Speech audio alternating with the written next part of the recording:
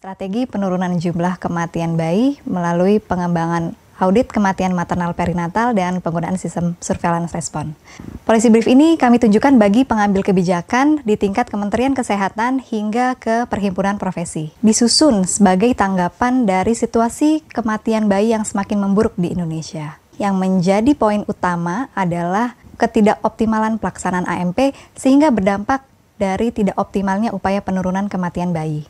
Ada beberapa penyebab kurang optimalnya pelaksanaan AMP di Indonesia.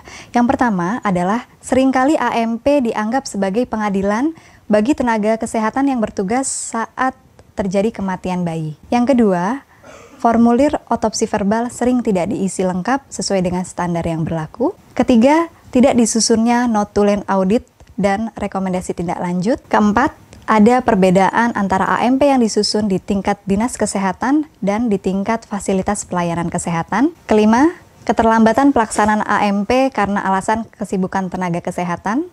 Keenam, dokumen AMP dirasa menyulitkan karena terlalu tebal dan terlalu rinci. Dan ketujuh, rekomendasi AMP tidak ditindaklanjuti. Pada seminar nasional tentang analisis mendalam mengenai penyebab kematian bayi di Provinsi NTT, diketahui bahwa sebenarnya sebanyak 70% kematian bayi berasal dari kasus-kasus yang dapat dicegah.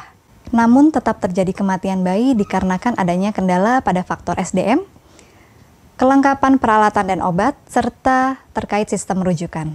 Dengan latar belakang ini, kami merekomendasikan kebijakan AMP dengan prinsip-prinsip sebagai berikut. Yang pertama, prinsip penggunaan surveillance respon.